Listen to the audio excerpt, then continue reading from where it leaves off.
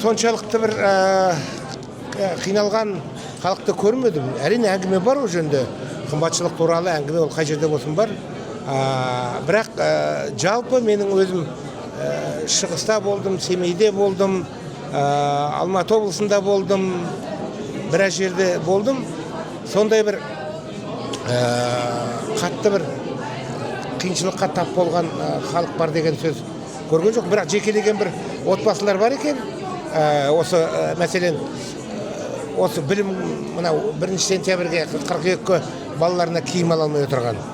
Оларға көмек көрсету жөнінде кішкене азды көпті бір әрекеттер жасадық, жекелеген отбасылар. Одан басқа сондай бір мен қиындықты.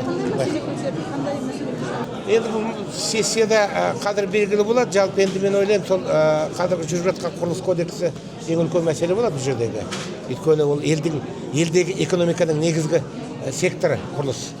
Ол вектор, негізгі драйвер экономика. Сондықтан құрылыс мәселесіне байланысты заң бұл өте маңызды деп ойлаймын. И оның кейін қазір мынауға цифрландыруға байланысты көп мәселе бар. Цифрландыру мәселесі жалпы елдегі жемқорлықты жоюдың бірінші құралы ретінде қазір қаралып жатыр. Осы тұрғыда келгенде цифрландыру туралы заңға толықтырулар, өзгертулер, жалпы заңды күшейту мәселесі тұрғысында депутаттар тарапынан бастама болады.